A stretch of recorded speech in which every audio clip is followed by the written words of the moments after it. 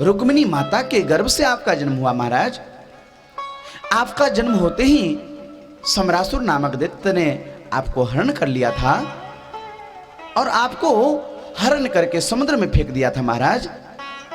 समुद्र में एक मछली आपको निकल गई थी और हे महाराज, आप मछली के पेट से आप निकले हो। आप हमारे पति हो, आप कामदेव के अवतार हो, आपका नाम प्रद्युम्न है। सारी बात बता दी रति मायावती ने। फिर क्या था, प्रद्युम्न जी महाराज ने सारी बातों को समझ करके और यह समझ लिया कि समरासुर मेरा तो शत्रु है, समरासुर मेरा दुश्मन है। ऐसा समझ करके प्रद्युम्न जी महाराज ने समरासुर को ललकारा, ए समरासुर, कृष्ण का लाल, तेरा काल तेरे सामने खड़ा है, आ हमसे युद्ध कर। समरासुर को तो बड़ा आश्चर्य लगा कि मेरा काल मेरे ही घर में इतना बड़ा हो गया, मेरा काल मेरे ही घर में इतना बड़ा हो गया। समरासुर को आश्चर्य लगा। लेकिन जब प्रद्युम्न ने समरासुर को ललकारा तो समरासुर ने संपूर्ण सेनाओं के साथ में, सैनिकों के साथ में, एक अक्षौहिणी सेनाओं के साथ में समरासुर के साथ में भिड़ गए, युद्ध के लिए भिड़ गए। लेकिन भगवान के पुत्र हैं प्रद्युम्न, भगवान के पुत्र हैं, तो भगवान के पुत्र है तो भगवान के समान ही उसके पास बल होगा, शक्ति होगी, प्रताप होगा, प्रभाव होगा। समरासुर ने बहुत सारे अस्त्र शस्त्र चलाए प्रद्युम्न को मारने के लिए, लेकिन प्रद्युम्न के सामने एक शस्त्र काम नहीं आया, एक अस्त्र काम नहीं आया। अंत में प्रद्युम्न जी महाराज ने संपूर्ण सैनिकों के साथ में, संपूर्ण सेनाओं के साथ में समरासुर के सिर धड़ से अलग कर दिया।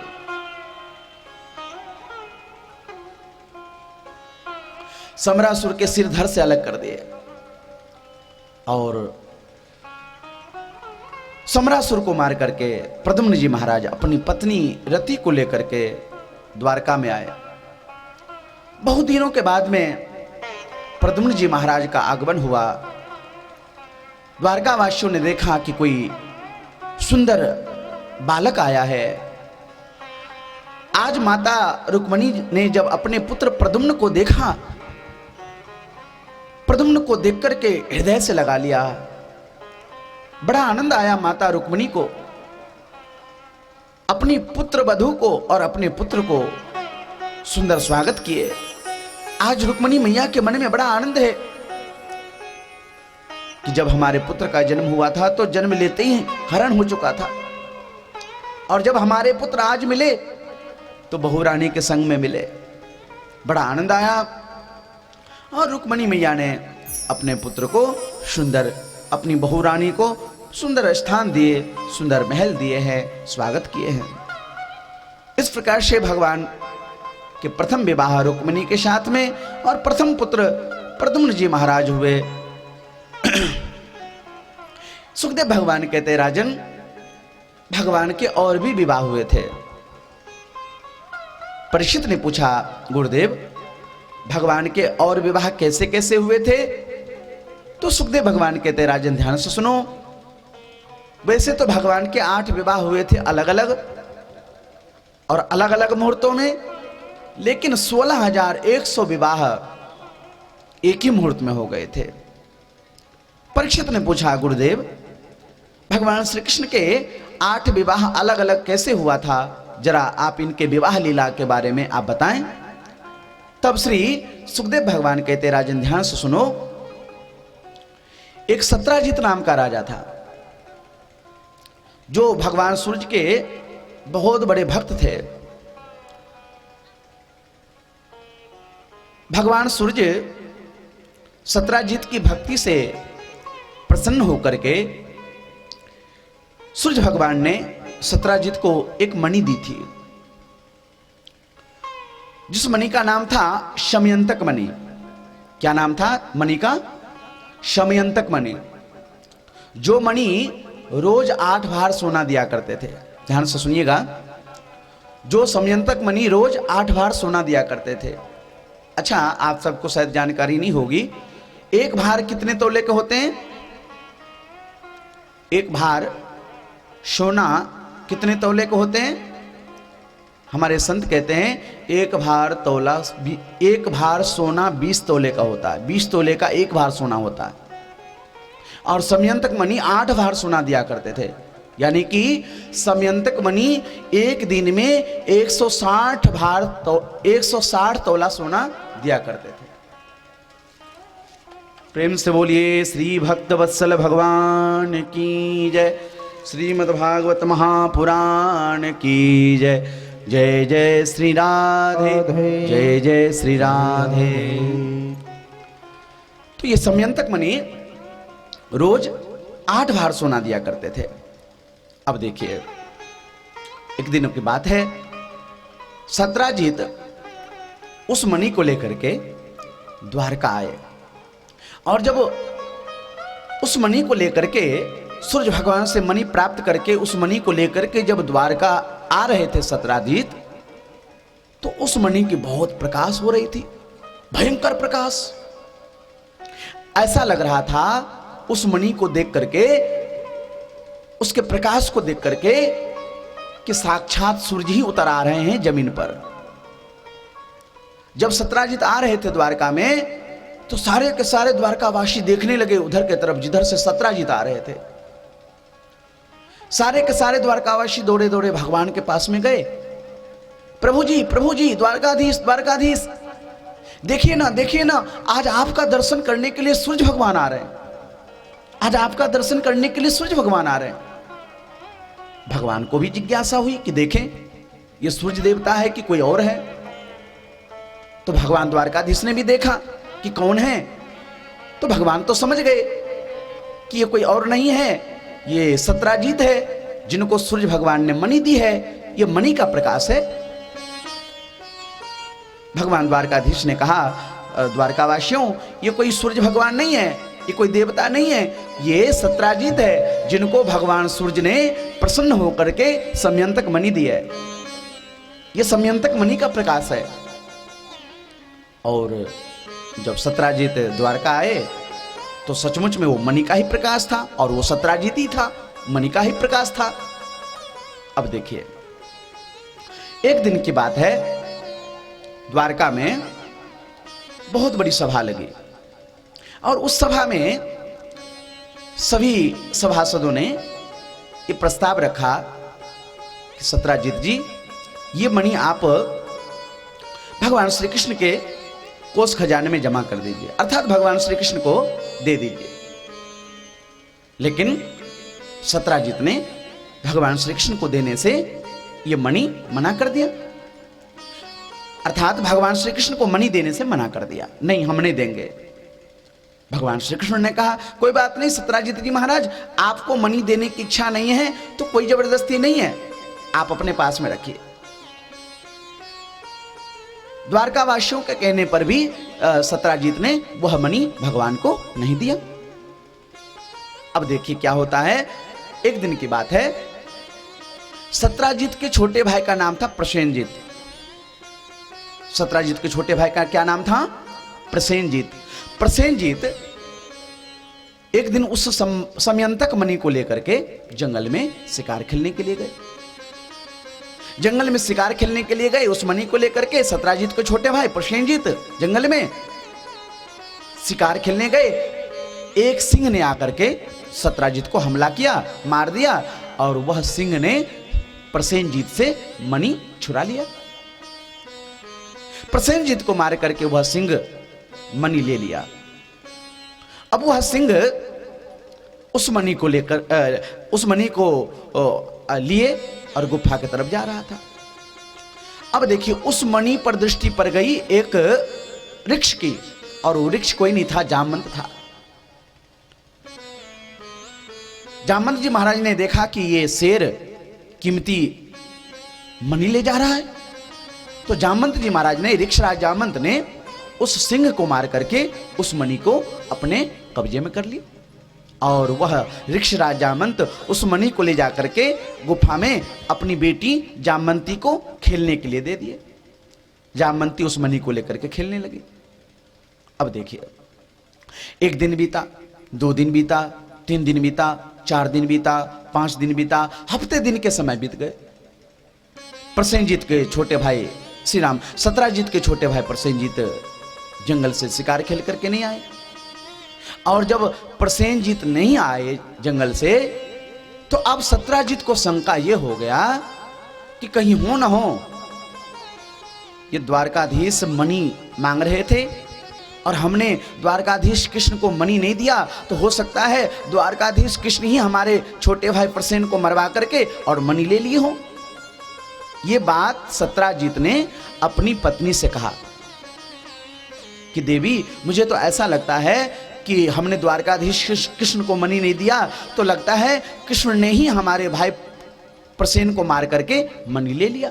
मुझे तो ऐसा ही लगता है। ये बात सत्राजीत ने अपनी पत्नी से कहा और साथ साथ में ये भी कहा कि देवी, जब तक इस बात का कंफर्म ना हो जाए कि ये मणि किसके पास में है, किसने लिया, तब तक ये चर्चा आप दूसरों से नहीं कहना, ये चर्चा दूसरों से मत करना, ये बात दूसरों से मत कहना।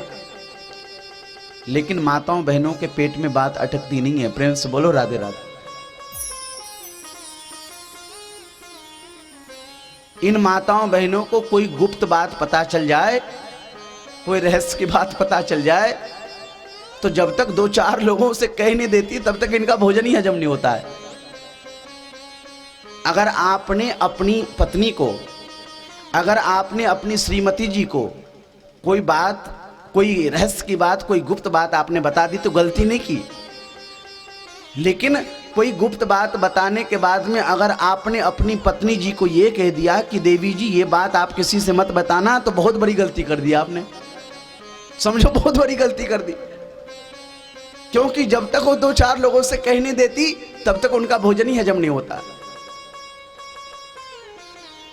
माताओं बहनों का स्वभाव होता है, इनके पेट में बात अटकती नहीं है। क्यों नहीं अटकती है माताओं बहनों के पेट में बात?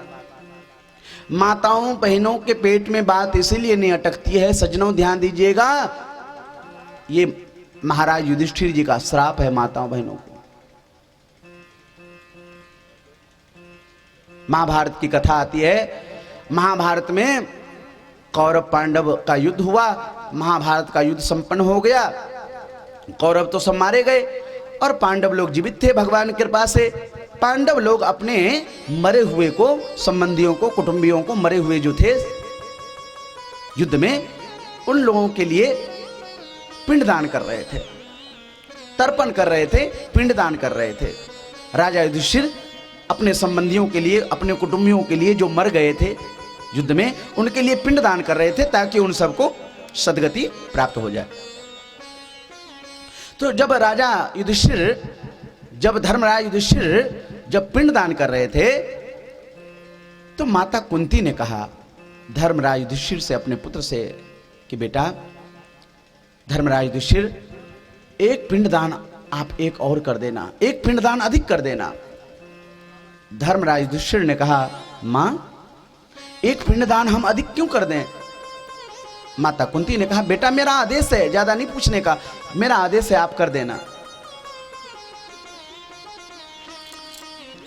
प्रेम से बोलो भक्त वत्सल भगवान की जय। कुंती माता ने कहा कि बेटा मैं तेरी मां हूं और मां का आदेश है, तुम एक पिंडदान अधिक कर देना। तो धर्मराज युधिष्ठिर ने कहा, परंतु मां पिंडदान करने से पहले संकल्प तो करना पड़ेगा ना, नाम तो लेना पड़ेगा ना, किसके नाम से, किसके गोत्र से, किसके लिए, आपको ये बात तो बतानी ही पड़ेगी मां, तभी तो पिंडदान होगी। कुंती इस बात को बताना नहीं चाह रही थी, लेकिन जब धर्मराज युधिष्ठिर ने पूछा कि मां किसके लिए अधिक पिंडदान कर दें, किसके लिए एक पिंडदान ज्यादा कर दें, तो कुंती के मुंह से निकल पड़ा कि बेटा ये जो कर्ण था ना, ये कर्ण कोई और नहीं था, तुम्हारा ही बड़ा भाई था जिसको अर्जुन ने मारा, जिसको अर्जुन ने वध किया। और जैसे माता कुंती ने ये कहा धर्मराज युधिष्ठिर से कि कर्ण तुम्हारा बड़ा भाई था, धराम से महाराज युधिष्ठिर मूर्छित होकर के जमीन पर गिर जाते हैं। मूर्छित होकर के जमीन पर गिर जाते हैं और जब होश आता है तब महाराज युधिष्ठिर कहते हैं, मां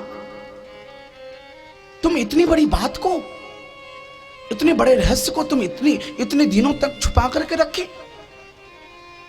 मां अगर मुझे पहले से पता होता कि कर्ण हमारा बड़ा भाई था, कर्ण हमारा बड़ा भैया है, तो कभी भी इंद्रप्रस्थ के राज सिंहासन पर, हस्तिनापुर के राज सिंहासन पर कभी भी मैं नहीं बैठता। अपने बड़े भैया कर्ण को ही सिंहासन पर बैठाता, उनके चरणों में प्रणाम करता, उनके चरणों की पूजा करता, उनका आदेश पालन करता, उनका आशीर्वाद प्राप्त करता।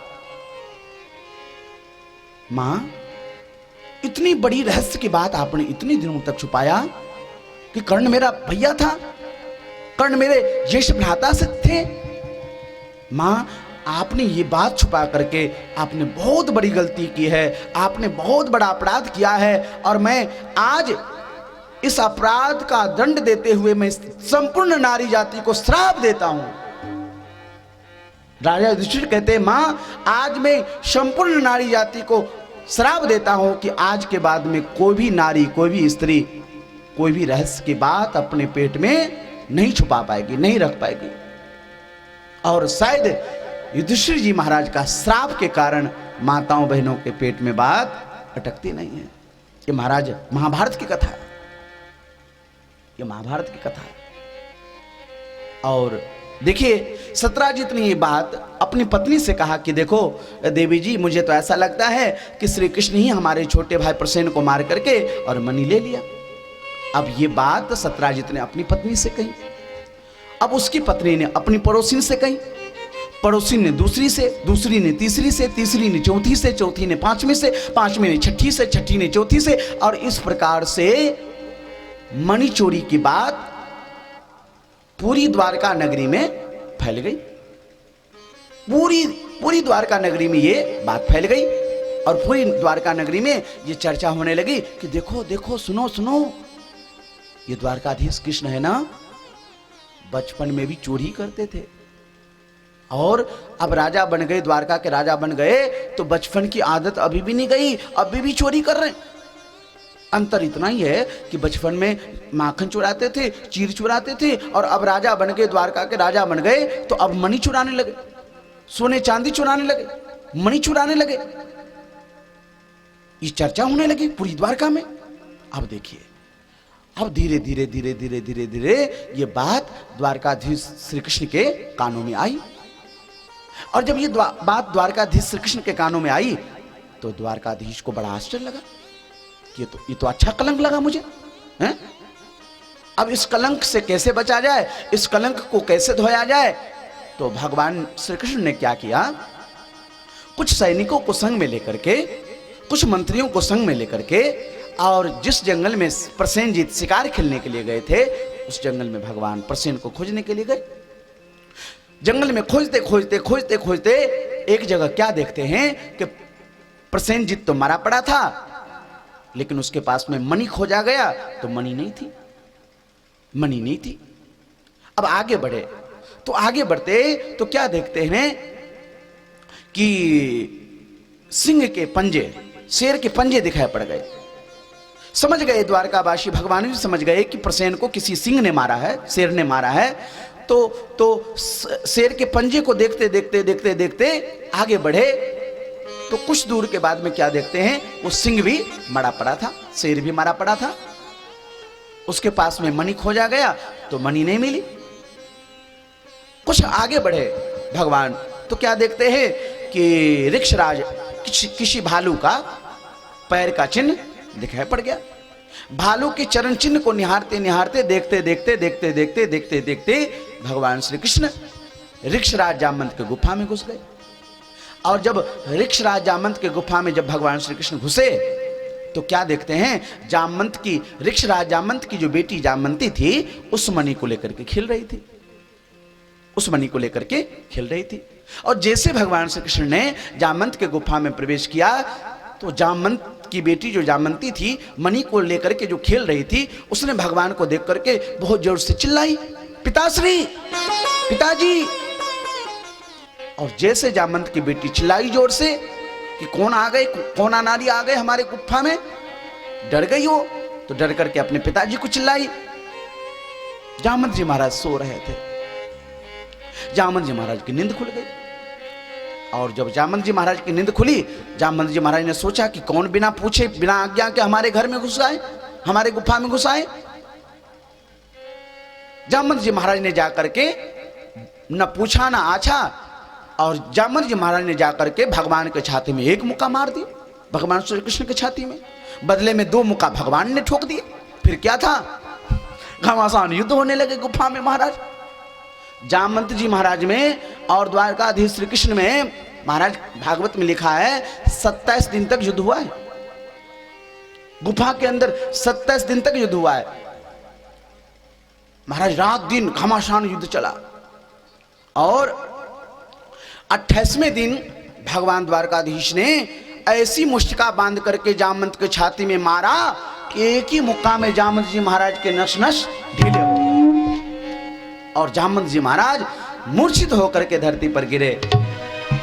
और जब जामवंत जी महाराज को होश आया, तब हाथ जोड़ करके बोले, जय जय जय जय प्रभु, हम पहचान गए, आप कोई और नहीं हो सकते, हमारे त्रेता के राम जी ही कृष्ण बन करके आए हैं। प्रेम से बोलो कृष्णचंद्र भगवान की, भक्त वत्सल भगवान की जय। एक ही मुक्का में जान पहचान निकल आई, भय विनो होई न प्रीत।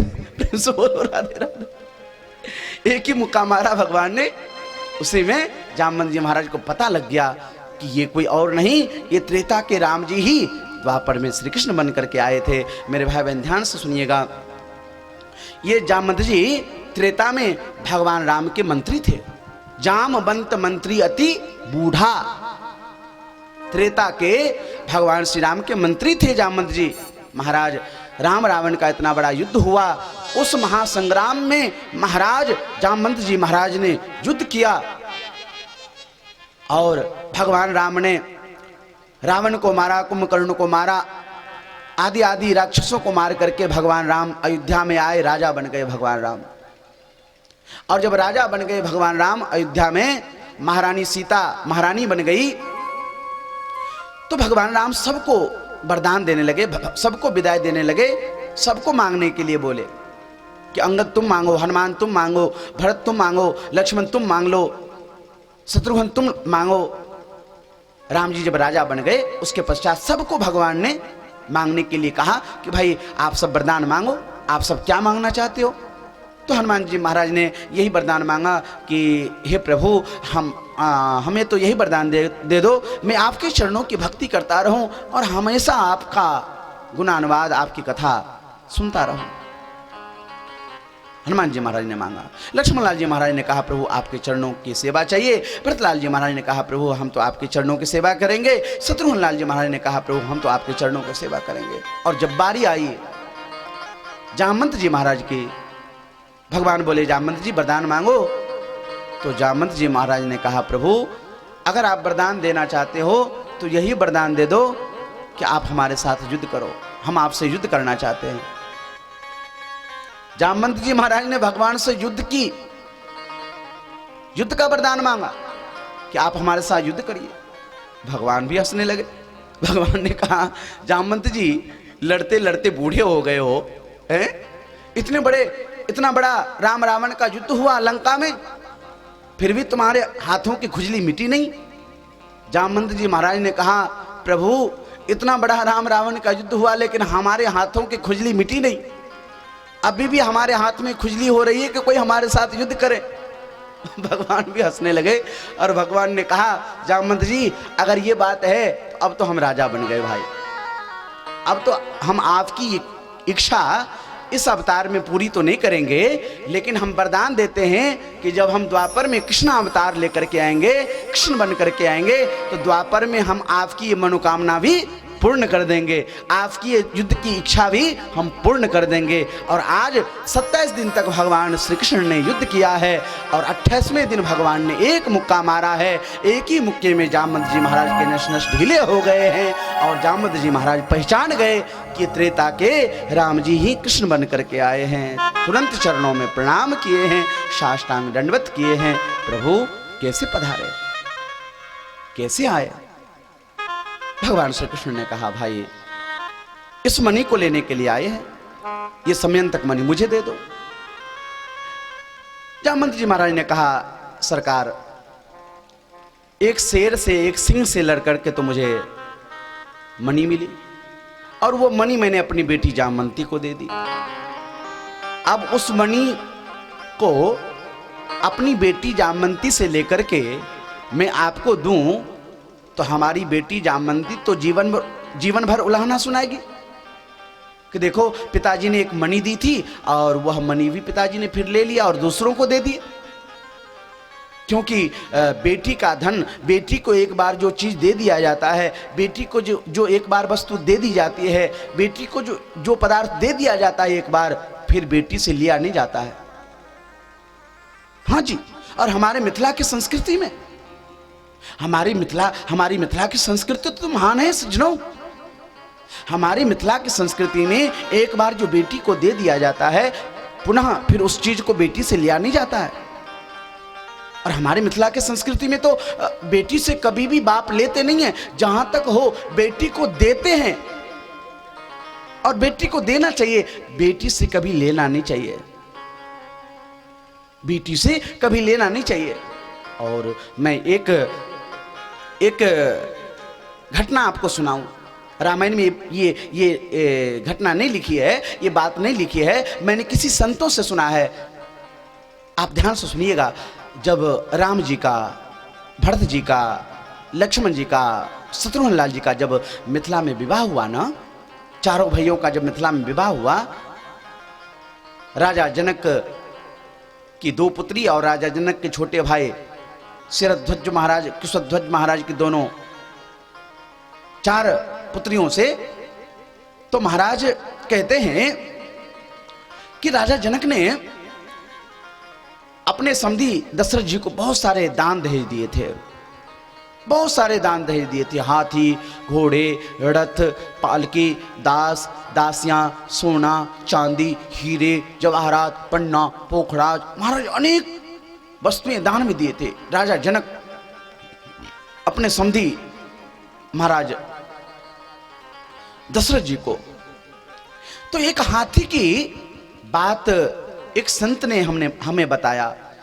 एक संत के मुख से मैंने एक हाथी की चर्चा सुनी थी कि वो मिथिला का हाथी जो राजा जनक ने दहेज में दिए थे, वो हाथी जब मिथिला से अयोध्या में आए ना, तो वो हाथी अयोध्या का चारा, अयोध्या का पानी, अयोध्या का भूसा, अयोध्या का कोई भी चीज ग्रहण नहीं करता, अयोध्या का कोई भी चीज ग्रहण नहीं करता। वो मिथिला का हाथी अयोध्या का कोई भी चीज ग्रहण नहीं करता, खाने पीने का। अब धीरे धीरे वो हाथी कमजोर होने लगे, धीरे धीरे किशकाय होने लगे। तो हाथी की जो सेवा करने वाले सेवक थे, उन्होंने राजा दशरथ जी महाराज से निवेदन किए, महाराज आपके समधी जी ने, जो जनक जी महाराज ने जो दहेज में हाथी दिया था ना, वो हाथी अयोध्या का खुराक नहीं खाता, वो हाथी अयोध्या का पानी नहीं पीता, वो हाथी अयोध्या का कोई भी चीज ग्रहण नहीं करता। अब राजा दशरथ जी महाराज को भी चिंता हो गई कि हाथी अयोध्या का खुराक क्यों नहीं खाता, अयोध्या का पानी क्यों नहीं पीता। इस बात को समझने के लिए राजा दशरथ जी महाराज अपने गुरु वशिष्ठ जी के पास में गए और वशिष्ठ जी महाराज के पास में जाकर के निवेदन किए कि गुरुदेव कृपा करके बताएं कि हमारे समधी जनक जी महाराज ने जो दहेज में हाथी दिए थे, वो हाथी अयोध्या का पानी क्यों नहीं पीता, अयोध्या का खुराक क्यों नहीं खाता, अयोध्या का चारा, अयोध्या का कोई भी खाने पीने की चीज क्यों नहीं ग्रहण करता, क्यों नहीं खाता पीता। तो वशिष्ठ जी महाराज ने कहा कि राजन, शायद ये मिथिला का हाथी है, और हो सकता है ये मिथिला का हाथी है, तो इस हाथी के मन में ऐसा भाव होगा कि मैं तो जनकपुर से आया हूं और अयोध्या में हमारी बेटी ब्याही गई है। जानकी के प्रति बेटी का भाव हो, जानकी हमारी बेटी है, ऐसा भाव हो हाथी के मन में। और ये हाथी सोच रहा होगा कि अयोध्या में हमारी बेटी जानकी ब्याही गई है, अयोध्या में हमारी जानकी बेटी रहती है और मैं बेटी वाले के यहाँ से आया हूँ और जानकी हमारी बेटी है, तो मैं बेटी वाले के यहाँ का चारा कैसे खाऊं, बेटी के यहाँ का भूसा, बेटी के यहाँ का खुराक, बेटी के यहाँ का पानी कैसे पीऊं। ये भाव होगा शायद हाथी के मन में। तो दशरथ जी महाराज ने निवेदन किए कि गुरुदेव फिर हाथी जिंदा कैसे रहेगा, पानी नहीं पिएगा, चारा नहीं खाएगा, भूसा नहीं खाएगा, कोई चीज ग्रहण नहीं करेगा, तो ये हाथी जिंदा कैसे रहेगा गुरुदेव। तो वशिष्ठ जी महाराज ने कहा, राजन आप अपने समधी जी को एक पत्र लिखो। ध्यान से सुनिएगा। वशिष्ठ जी महाराज ने कहा, राजन आप अपने समधी जी को पत्र लिखो कि समधी जी आपने जो दहेज में हाथी दी थी ना, वो हाथी अयोध्या का खुराक नहीं खाता, अयोध्या को कोई भी चीज ग्रहण नहीं करता, क्या करें क्या करें। ऐसा सुंदर पत्र लिख करके दूत के माध्यम से राजा दशरथ जी महाराज ने अपने समधी जनक जी को जनकपुर भेजवाया। वह दूत पत्रिका लेकर के आए और दूत ने राजा जनक के हाथ में पत्रिका दी। महाराज इस पत्रिका को आप अपने हाथों से, अपने आंखों से बांचिए, अपने से बांचिए। और राजा जनक जी महाराज ने अपने हाथ में पत्रिका लिया और पत्रिका खोल करके जैसे बांचा, जैसे पढ़ा, तो राजा जनक जी महाराज को पत्रिका पढ़ करके उसके आंखों में आंसू आ गए। राजा जनक जी महाराज को उस पत्र को पढ़ करके मेरे भाई बहन आंसू आ गए आंखों में। और राजा जनक जी महाराज ने हाथी की प्रशंसा करते हुए बोले, धन्य हो मिथिला का हाथी, तुमने मिथिला की संस्कृति में चार चांद लगा दिया, तुमने मिथिला के गौरव को महानता प्रदान किया, तुमने मिथिला की संस्कृति को महान बना दिया, तुमने तो मिथिला का गौरव बढ़ा दिया। और राजा जनक जी महाराज ने कहा कि मिथिला की तो संस्कृति है कि मिथिला के लोग बेटी को देते हैं, बेटी से कभी लेते नहीं है, बेटी के यहाँ से कुछ खाते पीते नहीं है, लेते नहीं है। धन्य हो मिथिला का हाथी। राजा जनक जी महाराज ने हाथी की प्रशंसा की सबके बीच में। और राजा जनक जी महाराज ने सुंदर पत्र लिख करके दूत के माध्यम से तुरंत भिजवाया राजा दशरथ जी महाराज के यहाँ कि राजा दशरथ जी महाराज, मेरे प्यारे समधी जी, आप हाथी के विषय में बिल्कुल चिंतित ना हो, हाथी के विषय में आप चिंता न करिए समधी जी। जब तक अयोध्या में हाथी रहेगा उसकी सारी व्यवस्था मिथिला से होगी, मिथिला से उसके लिए पानी जाएगा, मिथिला से उसके लिए चारा जाएगा, मिथिला से उसके लिए खुराक जाएगा, मिथिला से उसकी सारी व्यवस्था होगी, खाने की पीने की सारी व्यवस्था होगी। और मेरे भाई बहन, जब तक वो हाथी अयोध्या में जिंदा था तब तक मिथिला से उसकी सारी व्यवस्था होती रहे, मिथिला से उसकी सारी व्यवस्था होती रहे। महाराज ये हमारे मिथिला की संस्कृति है महाराज, ये हमारे मिथिला की गौरव है। मिथिला वाले बेटी को हमेशा देते हैं, बेटी से कभी लेते नहीं है, बेटी से कभी लेते नहीं है महाराज। ऐसा ये मिथिला धाम है, ऐसी ये मिथिला की संस्कृति है। इसीलिए तो हमारे मिथिला के रसिक संत गाते हैं,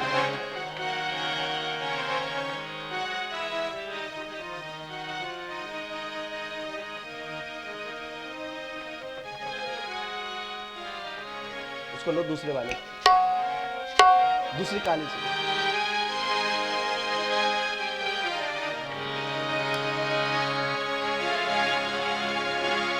एहन सुंदर मिथिला धाम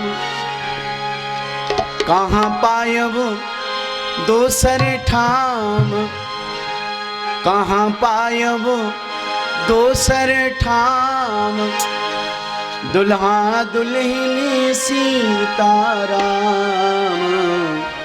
जनकपुर में। एक बार दोनों हाथ उठा करके मिथिला की जय जयकार बोल दीजिए, प्रेम से बोलिए मिथिला धाम की जय, मिथिलेश किशोरी की, जनक लाडली की, जनक दुलारी की। और सभी लोग हमारे साथ में भाव से गाइएगा।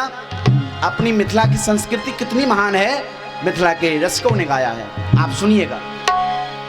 एहन सुंदर मिथिला धाम, कहाँ पायब दोसर ठाम।